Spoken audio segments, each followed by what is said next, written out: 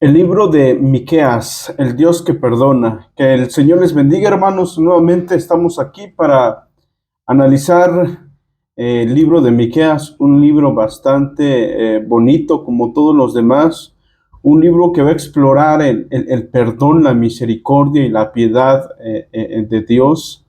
Miqueas nos va a enseñar que la misericordia y la piedad de Dios son más grandes que su ira. Y eso para nosotros trae alegría a nuestros corazones, trae paz a nuestro corazón, ya que al saber que Dios tiene más misericordia, al saber que la misericordia de Dios es más grande que su ira, nos conforta porque somos hombres pecadores que han quebrantado su ley, pero realmente Dios no se olvida de nosotros. Él tiene misericordia de nosotros y la Biblia nos dice que su misericordia es renovado o son nuevos cada día. Vamos a entrar a la fecha y el lugar de Miqueas. Aparentemente su misión va a iniciar antes de la caída de Samaria, eh, ya que a Samaria va a predicar va a dirigir sus primeros oráculos, sus primeras profecías, pero su ministerio fue dirigido un porcentaje más grande al reino del sur, y profetizó allá en los años 740 al 690, cuando reinaba el rey Jotam, el rey Acaz, el rey Ezequías. Y es aquí cuando este profeta va a empezar a profetizar. El autor, su nombre significa quién es como Jehová. Y su nombre nos dice mucho. No hay nada ni nadie que se compare a Jehová en cuanto a su misericordia, en cuanto a su amor y en cuanto a la piedad que Él tiene para con su pueblo. Y damos gracias a Dios por ella. Miqueas es el último de los cuatro grandes profetas del siglo 8 antes de Cristo. Defendió la causa de los pobres y de los oprimidos. Como algunos dicen que como no se menciona su nombre, el nombre de su padre, entonces pertenecían a la clase baja, la clase de los obreros agrícolas, algo que no podemos confirmar. Ok, de este profeta también tenemos pocos datos biográficos. Sabemos que era de Moreset, allá en Judá, unos 32, 33 kilómetros al sudoeste de Jerusalén. Una región que está cercana a los filisteos. Y la identidad de este profeta, hermanos, vamos a verlo allá en Jeremías. Jeremías lo va a citar y va a nombrar a su ciudad natal. Esto vamos a verlo allá en el capítulo número 1, versículo número 1, y en Jeremías capítulo 26, versículo 18. Este texto, hermanos, con este texto vamos a deducir que Miqueas va a fallecer en paz, pero sus advertencias fueron tomadas en serio durante el reinado de Ezequías, y esto va a contribuir a importante avivamiento cuando reinó allá Ezequías. Miqueas no solo vivió en un lugar cercano de Amós, a un lugar cercano de la patria de Amós, allá de Tecoa, sino que se aparece también, se parece a Amós un tanto en algunos aspectos. Ambos profetas fueron rurales y denunciaron directamente y energéticamente los abusos socioeconómicos de su época. Fue en verdad un personaje rudo, tenía una personalidad ruda. Él dice: yo en cambio estoy lleno del valor y del Espíritu del Señor, en el capítulo número 3, versículo número 8. Nunca se va a denominar profeta a sí mismo y parece aislado de los otros profetas. Él dice: yo en cambio, pero sí discutió mucho con los profetas que predicaban falsedades. Los profetas que predicaban falsedades es algo que no faltaba en este tiempo allá en Jerusalén. Es algo que se estaba haciendo muy común, y que también Dios va a hablar directamente con ellos. Nunca va a narrar la vocación de este profeta, de Miqueas, pero vamos a ver que a lo largo del libro sí él va a tener una clara conciencia de su llamado divino, y va a estar convencido de la fuerza que Dios le ha dado para poder profetizar. ¿Cuál es el trasfondo, hermanos, de esta carta? Este profeta va a vivir unos 20 o 10 años antes de profetizar allá en el norte, y 10 años o 20 años va a estar viviendo por allá, y va a estar profetizando también la caída del norte.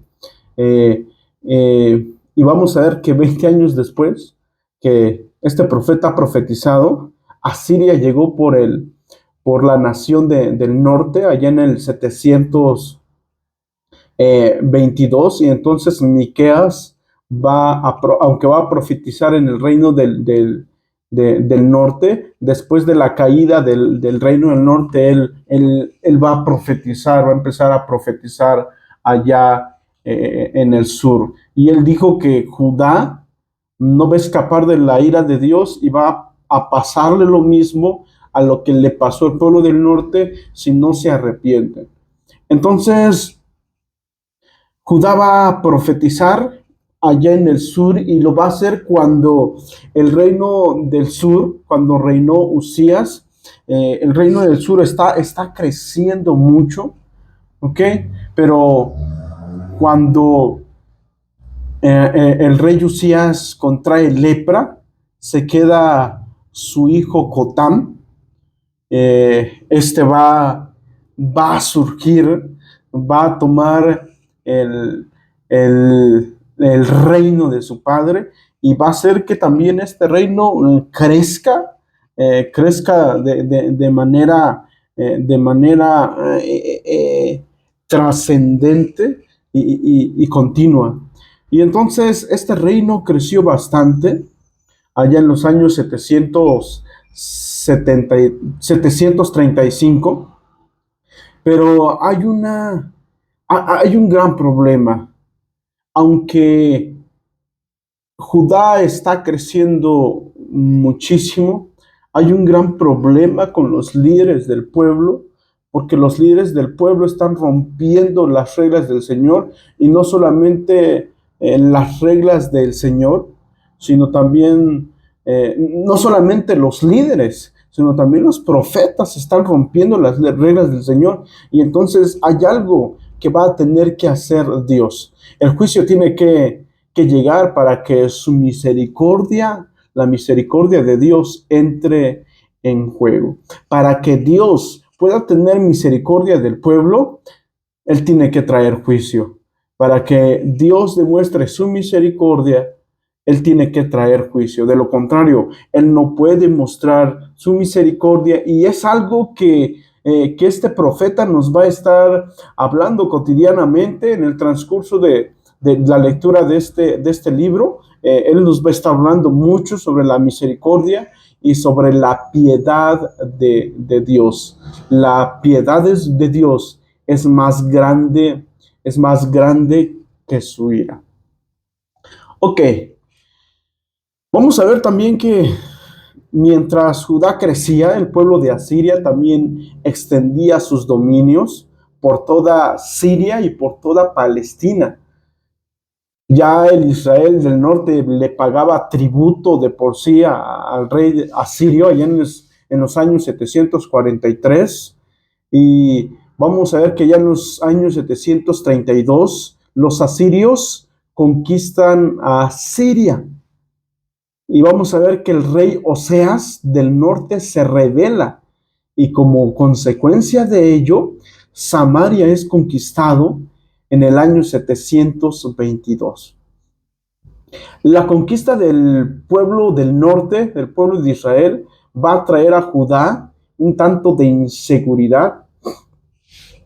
Acaz fue un rey algo débil y prefiere pagar tributo a Siria antes que hacerle la guerra. Sin embargo, cuando este fallece, va a entrar Ezequías. Ezequías fue un enérgico reformador y va a liberar a Judá del yugo de, de Asiria. Y entonces se va a rebelar y aún el relato bíblico del asedio de Asiria va a decirnos que en una inscripción aparte va a decirnos que en el palacio del rey Ezequiel no fue doblegado, sino que se rebeló, ¿ok? Y nosotros nos vamos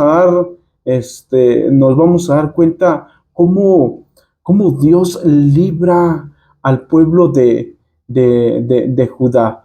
Hay ciento, ah, eh, Dios pelea por esta ciudad y mata a 185,000 soldados allá en 185,000 soldados de Asiria. Pero esto va a suceder porque el rey Ezequías se humilla, se arrepiente y ora a Dios. Entonces es algo magnífico y nuevamente este profeta Miqueas nos va a hablar de la misericordia de Dios. Dios tiene misericordia de nosotros cuando nos arrepentimos, cuando le pedimos perdón y cuando venimos delante de su presencia y nos arrodillamos. Entonces es cuando Dios puede mostrar su misericordia. ¿Quiénes son los destinatarios, hermanos? Y yo espero que esto haya quedado explicado y no me haya hecho un tanto bolas aquí, pero tengo algunas ideas aquí en mi cabeza que a veces se me hace difícil expresarlos, pero espero yo que haya quedado claro. Destinatarios. Miqueas profetizó acerca del reino del norte como en el reino del sur. Capítulo 1, versículo número 1, pero como era del sur y solamente menciona a reyes del sur, se propone generalmente que su ministerio se dirigió principalmente a Judá. Y el propósito de este profeta es pronunciar juicio en contra de Judá por su apostasía y su insincera, infiel adoración litúrgica o religiosa que ellos tenían. ¿Ok? Mostraban, el segundo propósito es mostrar que la verdadera fe tiene manifestaciones prácticas como la justicia social, la misericordia y la honradez en los negocios. Miqueas va a decir que una persona no puede confiar en Dios cuando sus actos están denigrando, están maltratando, están siendo injusto para con las personas que están a su alrededor. El tercer propósito es proclamar los planes últimos de Dios para su pueblo.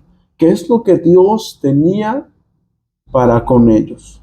Y finalmente, el último propósito es denunciar el pecado de los hombres poderosos, de los ricos, de los falsos profetas, de los jueces injustos, de los líderes, de los sacerdotes codiciosos que todos estos estaban en una buena posición de poder y que estaban haciendo menos, estaban realmente distorsionando la justicia de Dios y se estaban aprovechando de los pobres, de los desvalidos, de aquellos que no se podían proteger. Entonces, Miqueas va a hablar en contra de ellos, pero al mismo tiempo va a anunciar el perdón de Dios. Es algo maravilloso esto que nosotros encontramos en Miqueas.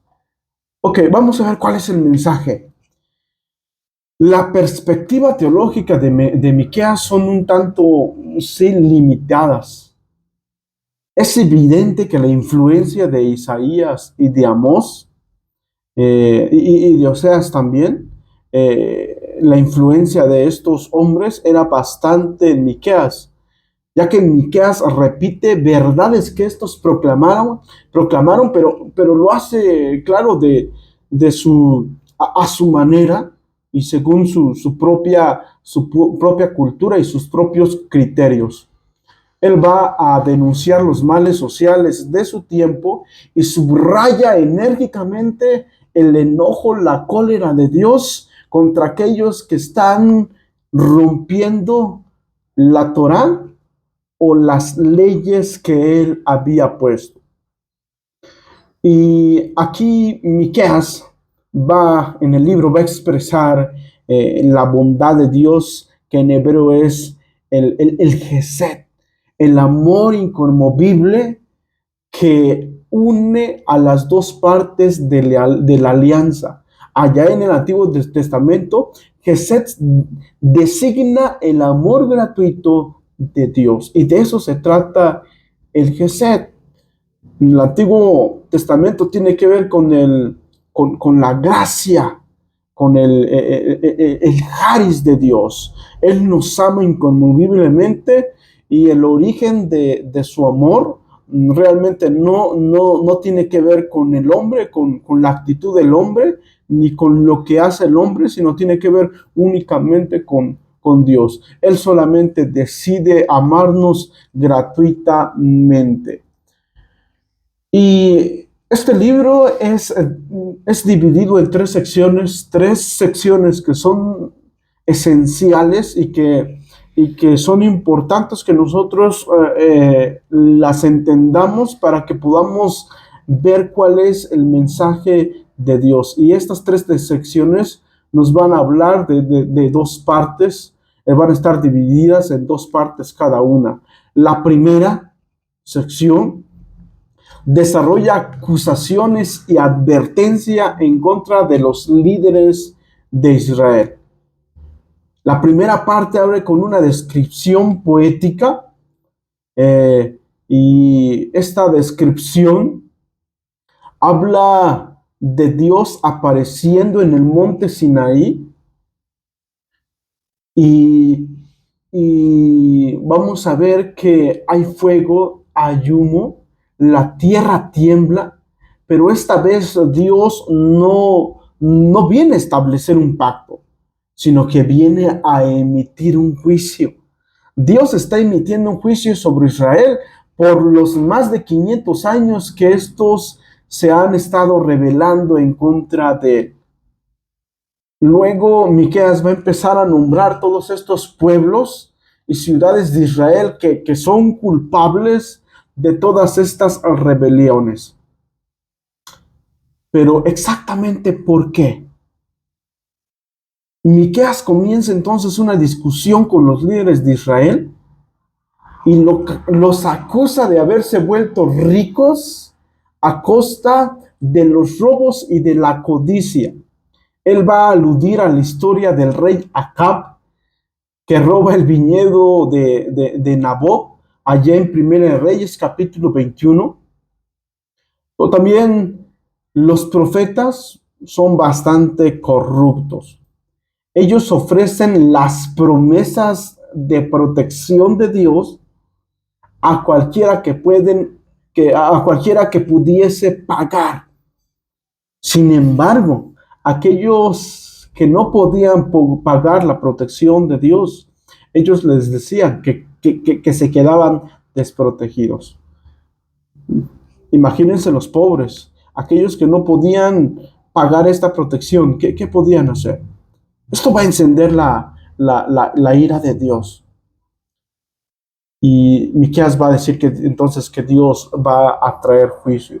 Pero en la primera sección nos vamos a dar cuenta que el juicio de Dios no es tan explicado, ¿ok?, como en los demás libros proféticos, porque Miqueas quiere hacer un énfasis más grande en la esperanza que Dios tiene para con el pueblo. Miqueas ve a Dios como un pastor que va a rescatar finalmente y a reunir a su rebaño. Él los va a llevar a buenos pastos y él mismo, Dios mismo, se va a convertir en el rey del pueblo una vez más. Y esto es lo más resaltante y esto es el centro de la sección número 1. Dios sí va a traer juicio, pero hay un énfasis más importante. Hay algo que resalta más. Y esto que resalta más es la esperanza que Dios da al pueblo. En algún momento Dios va a rescatar a su pueblo, los va a volver a reunir y Él se va a convertir en el rey. Y es aquí donde ya no habrá más injusticia, ya no habrá más impiedad. Todos van a vivir de acuerdo a las leyes que este nuevo rey pone. Y entonces nos encontramos con la sección número 2, hermanos. En la segunda sección nuevamente Miqueas vuelve con acusaciones y estas acusaciones van a describir aún más el cómo los líderes de Israel y los profetas han cometido dos grandes injusticias. La primera es que gobiernan su tierra a través de sobornos. Tuercen la justicia en favor de los adinerados y los pobres son privados de su seguridad y de su esperanza. Todo esto es una violación ante las leyes o ante la Torá, el cual vamos a ver que una de las acusaciones también de Miqueas es que los pobres son privados de su tierra. Y la Torá habla en contra total de que las tierras que pertenecen a las familias de Israel sean vendidas, inclusive si sus dueños no tienen dinero o son pobres. Es así que Dios emite juicio contra ellos, enviando una nación que va a oprimirlos, que va a ser ruda contra ellos. Esta nación va a oprimirles y los va a llevar cautivos. Y esta nación entonces sabemos que no solamente va a sacar al reino del norte, sino que también va a sacar al pueblo del Jerusalén y va a destruir totalmente su templo. Y este templo será reducido a cenizas. Ahora bien, esta sección no termina allí, porque la destrucción y las ruinas no son la última palabra de Dios. Cada una de estas secciones sí dan una advertencia, pero concluyen con una sorprendente promesa de esperanza. La segunda sección concluye recogiendo una imagen del templo de Jerusalén en ruinas, y Miqueas dice que esto no es permanente. Un día Dios va a exaltar este templo, va a llenarlo con su presencia, con su esplendor, como lo hizo allá en el Pentateuco, como lo hizo allá en el tabernáculo. Dios va a llenarlo de su presencia, pero también va a llenar la ciudad con un remanente de su pueblo. Entonces el propósito de Dios al juzgar a su pueblo no es destruirles, sino crear algo nuevo. Algo nuevo de tal manera que todas las naciones vayan a Jerusalén. vayan a este templo y se arrodillen delante del rey, que este rey es Dios, quien se va a convertir en el nuevo rey de este pueblo, de este templo, de esta nueva ciudad y de aquellos que se hayan arrepentido y que hayan creído. Y es así como Dios va a traer paz. Estos poemas de esperanza realmente son muy, muy poderosos. En la siguiente sección del libro los va a desarrollar mucho más. Hay una serie de poemas muy, muy, muy bien diseñados acerca de la futura esperanza de Israel y de las demás naciones. Después del ataque asirio, Israel será conquistado y exiliado a Babilonia. Pero desde allí, Dios va a restaurar a su pueblo y traerá al pueblo de regreso a su tierra. Y entonces vemos a una nueva Jerusalén, a un nuevo rey mesiánico del linaje de David.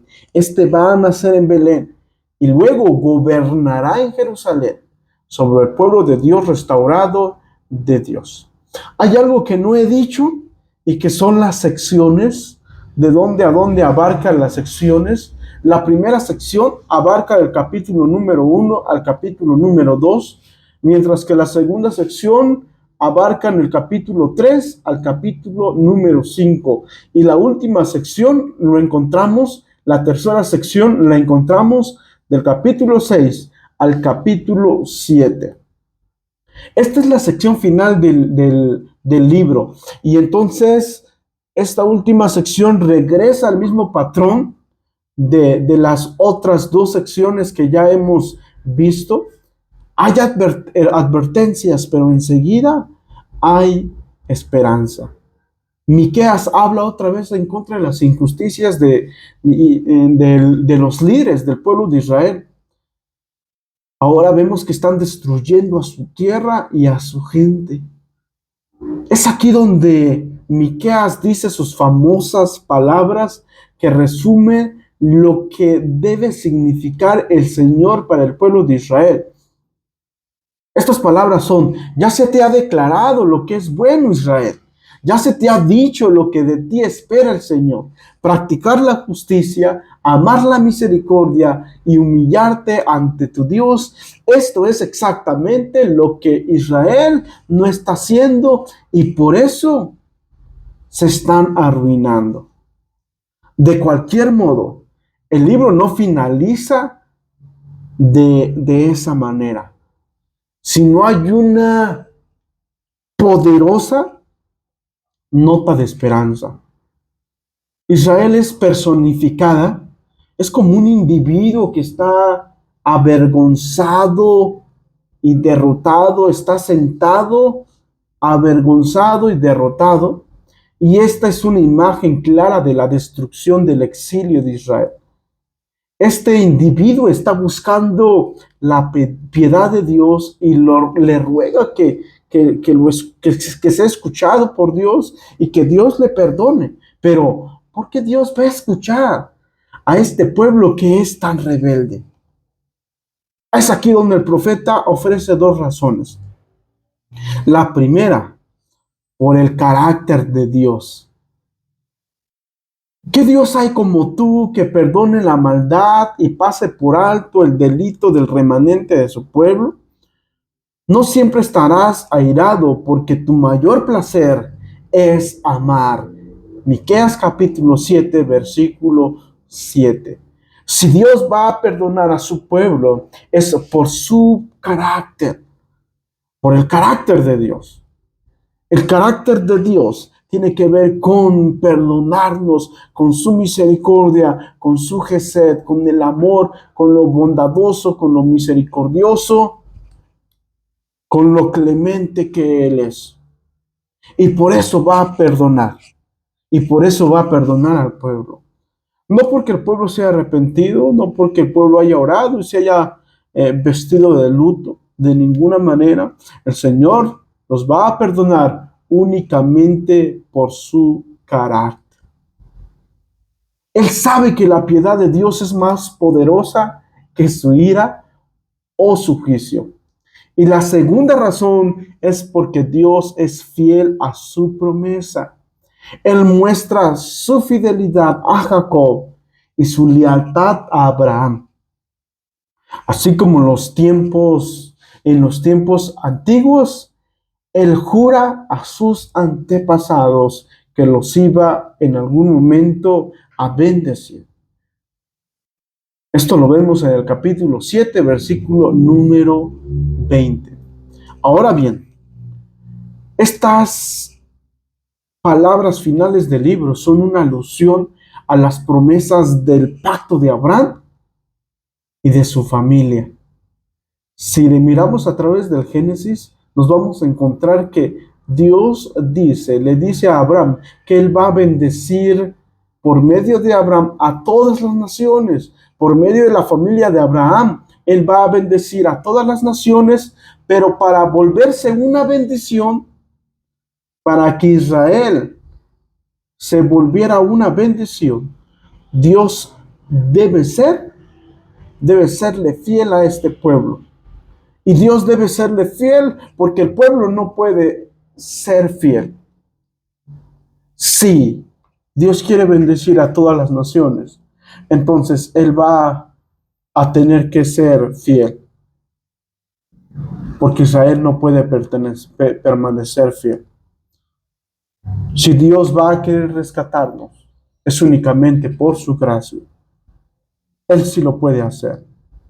Él quiere rescatarnos. Él quiere librarnos. Nosotros no podemos permanecer fiel a Dios. Y entonces Él lo va a hacer. Pero para que Dios permanezca fiel, el profeta va a decir que Dios tiene que traer juicio sobre su pueblo. Él va a traer juicio para que pueda mostrar su misericordia. Y para que el pueblo de Israel pueda mantenerse fiel, Dios tiene que mostrar su misericordia para con el pueblo. Y es así, hermanos, como vemos que hay esperanza. La esperanza no depende de nosotros. La esperanza no depende del pueblo de Israel. Únicamente depende del carácter misericordioso de Dios, del carácter amoroso de Dios. Y es así como este libro va a terminar. Y va a terminar diciendo: ¿qué Dios hay como tú que perdone la maldad y pase por alto el delito del remanente de su pueblo? No siempre estarás airado, porque tu mayor placer es amar. ¿Se dan cuenta? El mayor placer de Dios es amar a su pueblo. Versículo 19. Vuelve a compadecerte de nosotros. Pon tu pie sobre nuestras maldades y arroja al fondo del mar nuestros pecados. Muestra tu fidelidad a Jacob y tu lealtad a Abraham, como desde tiempos antiguos se lo juraste a nuestros antepasados.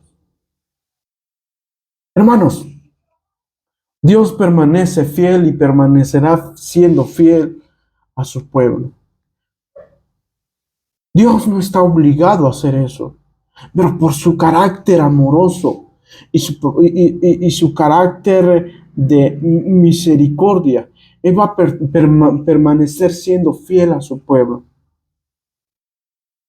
Eso no nos da pauta para que nosotros sigamos pecando. Todo lo contrario, esto debe hacer un cambio en nuestros corazones para poder vivir de la manera que nuestra vida esté agradando a nuestro Dios Todopoderoso. Demos gracias a nuestro Dios que permanece siendo fiel. Y esta es la manera en cómo el libro va a terminar. Que el Señor Dios Todopoderoso les bendiga grandemente.